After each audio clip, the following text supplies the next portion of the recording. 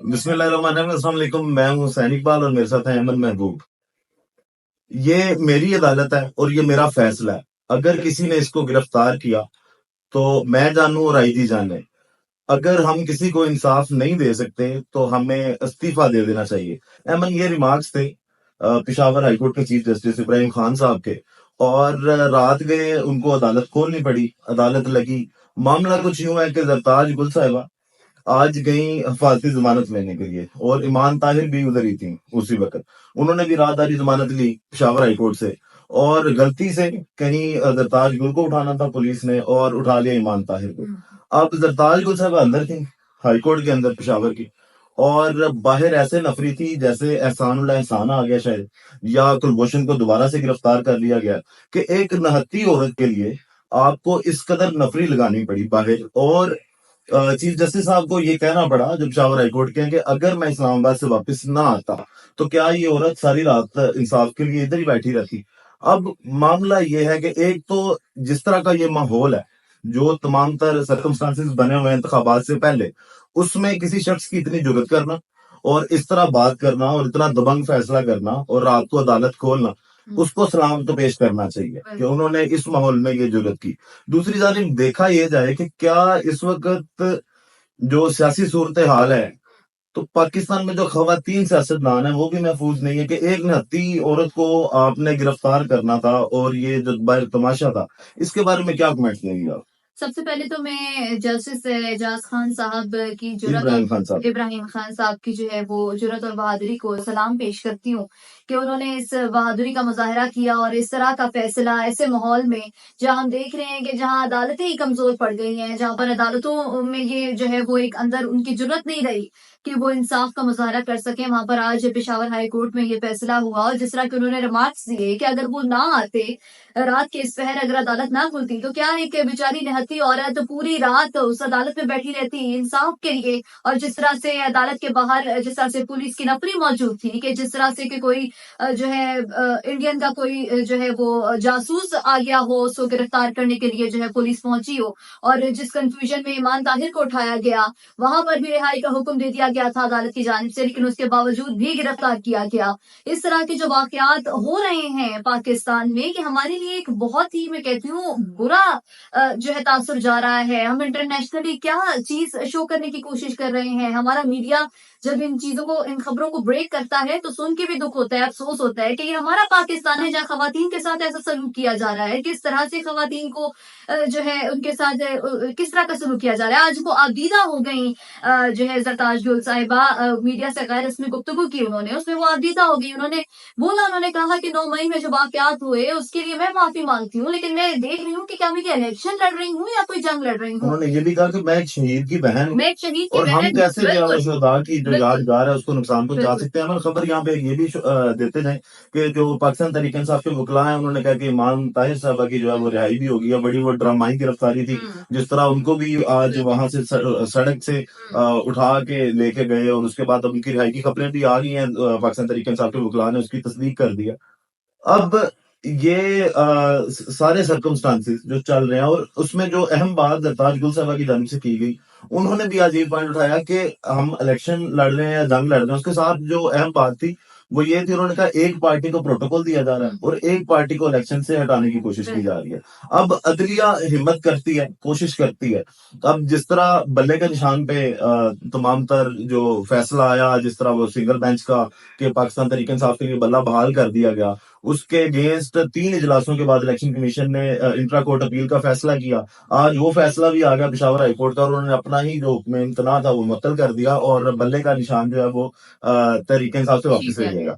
इसमें जो अहम नुकता है एमन, वो ये देखें कि जो आज उस केस की समाअत कर रहे थे जज साहब, उनकी भी जब रिमार्क सुने तो रिमार्क्स उनके भी यही थे कि जनाब एक पार्टी को नुक्कड़ पे लगा रहे हैं, इलेक्शन कैसे हो सकता है, ऐसे शफाफ इलेक्शन पे उंगलियां उठती हैं और ये वो। लेकिन रिमार्क्स कुछ और तरह के थे, फैसला टोटल कुछ और आ गया था। तो कहीं ना कहीं से या तो ये है कि गेम प्लान की जा रही है कि वो जजेस को मजबूर शायद किया जा रहा है कि इस तरह के फैसले जो हमेशा से अदलिया का इस्तेमाल किया गया है इंतखाबात से पहले, जो ग्राउंड बनाने के लिए जिस भी पार्टी के लिए ग्राउंड बनाया जाता है तो अदलिया का सबसे ज्यादा इस्तेमाल किया जाता है। उसकी मिसाल हमारी अदलिया इस वक्त बेहतरीन है कि आप सुप्रीम कोर्ट का रवैया देख लें कि वो वहां पे भी डुअल पर्सनैलिटी डिसऑर्डर वाले जज बैठे हुए हैं और वो एक पार्टी का केस आता है तो बड़े मीठे होते हैं और वहां पे वो खुद दलाइल दे रहे होते हैं, वकला की भी उनको जरूरत नहीं है, खुद ही जज दलीलें देते हैं और खुद ही फैसले करते हैं। और दूसरी जानब अगर तहरीक इंसाफ का जिक्र हो तो वो बड़ा जो है वो अग्रेसिव टोन हमारी जो आला अदलिया है उसमें भी दिखाई देती है। अब ये तो बात होगी जो जरताज गुल साहबा के हवाले से उनके लिए एक अच्छी खबर है, पाकिस्तान तहरीक इंसाफ के लिए एक अच्छी खबर है और पेशावर हाईकोर्ट इसमें नंबर ले गया कि उन्होंने कम अज कम इंसाफ की फराहमी चाहे रात गए की है और चीफ जस्टिस साहब इस्लामाबाद से वापस गए और उन्होंने उनकी जो जमानत थी राहदारी जमानत वो मंजूर की। और अब इसके साथ बात करते हैं अमन, आज पाकिस्तान पीपल पार्टी के आजकल लाहौर में डेरे हैं, बिलावल भुट्टो साहब भी आए हुए हैं। आज उनका जो इजलास था उस इजलास में उन्होंने बिलावल साहब को जो है वो वजीर आजम के तौर पे पाकिस्तानियों को पेश कर दिया कि जनाब हमारी तरफ से जो वजीर आजम होंगे वो बिलावल भुट्टो साहब होंगे। इसके बारे में क्या कमेंट करेंगे? पाकिस्तान पीपल पार्टी जमहूरियत की सबसे बड़ी दावेदार है और वो ये कहते हैं जनाब हम जमहूरियत हैं, हमारे पास सबसे सीनियर सियासतदान है और अगर सबसे सीनियर सियासतदान है तो बादशाह सलामत के बाद शहजादा ही हैं। देखिए पीपल्स पार्टी जो है वो सीनियर क़यादत से भरी पड़ी है। एक बहुत ही उनकी पार्टी है जो एक तारीख में बहुत बड़ी पार्टी रही है और बहुत बड़े-बड़े सियासतदान हैं उनकी पार्टी में जो हकदार भी हैं। उम्मीदवार उनको बनाया जा सकता था वज़ीर आज़म के लिए। लेकिन यहाँ पर वही है ना कि यही तो एक निज़ाम है जिसको खान साहब ख़त्म करना चाहते हैं कि बाप, बेटा, बेटी पूरे ख़ानदान जो हैं वो मुल्क को उन ख़ानदानों की भेंट चढ़ा दिया जाता है और वो ख़ानदान मुल्क के ऊपर मसल्लत होकर बैठ जाते हैं और बस मुल्क को लूट के खाते हैं, अपने ख़ानदानों को जो है वो फ़ायदा पहुंचाते रहते हैं। अवाम की उनको कोई फ़िक्र नहीं होती क्योंकि उनको पता है कि कल हमारा बाप यहाँ बैठा हुआ था, उससे पहले हमारा बाप दादा बैठा हुआ था, आज हम बैठे हुए हैं, कल को हमारा आगे आने वाला जो वारिस को औलाद होगी वो बैठेगा। तो ये निज़ाम तो हमेशा से है पाकिस्तान में और इसी निज़ाम ने पाकिस्तान का बेड़ा गर्क करके रख दिया है। आज अगर बिलावल भुट्टो ज़रदारी की जगह पार्टी क़यादत में से किसी और सीनियर रहनुमा को मुंतखब किया जाता तो शायद हम सोचते कि एक नई तब्दीली आ रही है, एक इनकलाब आ रहा है, एक नई सोच लेके आई है ये पार्टी। लेकिन ये वही पुरानी सोच है जो आप बेशक अवाम को बेवकूफ बना रहे हैं कि नई सियासत है, नौजवानों की सियासत है। अहमद ये वही लोग हैं जो इल्जाम लगाते हैं इमरान खान पे कि इमरान खान जनाब जो है वो अपने अलावा किसी को कुछ समझता नहीं है और एक कैसे कहते हैं ये इल्जाम लगाते हैं कि इमरान खान की ये डिक्टेटर वाली सोच है। और अब हालांकि अगर इमरान खान का फैसला देखें कि बैरिस्टर गौहर साहब ना वो हाँ अपनी पार्टी की क्या आदत दे दी ना, इससे बड़ा तो कोई होता नहीं होता जो इस वक्त इमरान खान के पास है। उन्होंने ना अपने बेटे देखे, ना उन्होंने अपना कोई रिश्तेदार देखा, ना उन्होंने अपनी बीवी देखी, ना उन्होंने अपनी बहन देखी। हाँ जी, उन्होंने एक मरूसी सियासत का जो तासुर था उसको भी खत्म करने की कोशिश की और एक अच्छा कदम उठाया। लेकिन पाकिस्तान पीपल पार्टी ने वही जो एक जंग थी, एक बहाम था पहले कि दोनों बाप बेटा में से लड़ाई चल रही है, शुरू से डिसाइडेड था। ये सिर्फ एक सियासत थी, एक जरा ट्विस्ट डाला गया था कि बाप बेटे में इख्तलाफात हैं, बाप अलग से इंटरव्यूज दे रहा है कि बेटा अभी प्रॉपर ट्रेंड नहीं है, अभी उसको वक्त लगेगा, ये वो। ये आवाम का ध्यान भटकाने के लिए, आवाम को जो है गुमराह करने के लिए हथकंडे थे। लेकिन जो ये था ये ऑलरेडी डिसाइडेड था कि ये जो बादशाह का राज है, बादशाह फिर शहजादा फिर उसके बाद उसका और आगे आने वाली नस्ल, ये जारी रहेगी क्योंकि पाकिस्तान का फ्यूचर है ये इन तरफ लोगों के हाथों। अच्छा, बिलावल साहब जब प्रेस कॉन्फ्रेंस करने के लिए आए तो उनसे सवालात जब किए गए तो एक सवाल उनसे ये किया गया कि जनाब नवाज शरीफ साहब जो है वो चौथी बार अपने आप को वज़ीर आज़म का दावेदार कहते हैं और पीपल पार्टी क्या इत्तेहाद करेगी। उसमें एक बड़ा मजेदार इंटरेस्टिंग जुमला बोला उन्होंने बिलावल साहब ने। उन्होंने कहा कि fool me once shame on you, fool me twice shame on me. मतलब एक तो उन्होंने इसमें क्लियर मैसेज अपने आप को अपना भी दिया लोगों को कि जनाब हम अब दूसरी बार मुस्लिम लीग नून से जो है वो फूल तो नहीं बनने वाले, बेवकूफ नहीं बना सकती हमें मुस्लिम लीग नून। दूसरा उन्होंने शायद अवाम को भी ये मैसेज दिया कि ये जो चौथी बार के दावे करते हैं तो उसमें अवाम को भी ये चाहिए कि वो ये सोचें कि जनाब हमने जो है वो अब चेंज करनी है क़यादत, हम मुस्लिम लीग नून को आगे नहीं ले जाते। एक पॉइंट और जो उठाया और मैंने अपनी कल की वीडियो में भी ये बात की कि जनाब अगर तो अदालतें जो हैं वो नवाज शरीफ को रिलीफ देती हैं ताहयात नाअहली वाले केस में तो कहीं ना कहीं उसका फायदा इमरान खान साहब को जरूर पहुंचेगा। आज बिलावल साहब ने भी इस बात की तस्दीक की और उन्होंने कहा ये नहीं हम अपनी अदलिया से उम्मीद करते कि जनाब एक जानिब वो एक बंदे को अहल करार दे दें, दूसरे को बिल्कुल नाअहल नाअहल करार कर दे दें, देंगे। उन्होंने बिलावल यही साहब ने कहा, बोला बिल्कुल। और उन्होंने कहा या तो दोनों को अहल करना पड़ेगा या या दोनों दोनों को को नाअहल नाअहल करना करना पड़ेगा। होगा, बिल्कुल।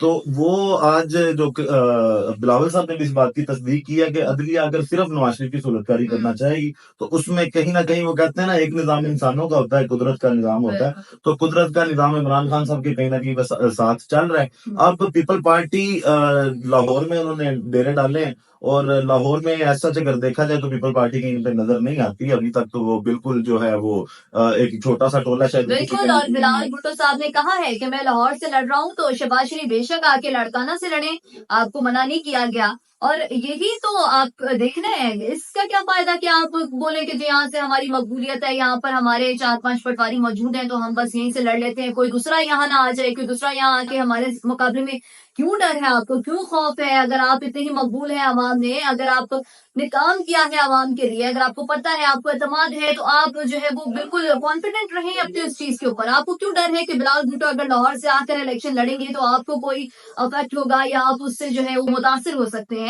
बिलावल भुट्टो ने एक बिल्कुल खुला चैलेंज किया है कि ठीक है, आप मैं लाहौर से लड़ता हूँ, तो आप भी आके लड़काना से हालाँकि लड़ें। अमन आज उम्मीद ये थी कि ये जो ज़रताज गुलशन वाला सारा हुँ, मामला हुआ था कि बिलावल भुट्टो साहब कोई ना कोई बात करेंगे उनके हक में, क्योंकि पीपल पार्टी इस चीज की सबसे बड़ी दावेदार है कि हमने खवातीन को सियासत में जिस तरह लेके आए हैं और जिस तरह हम खवातीन की इज्जत करते हैं, तो उस हवाले से कोई बयान उनकी जानिब से नहीं आया। ये भी एक मायूस-कुन बात थी।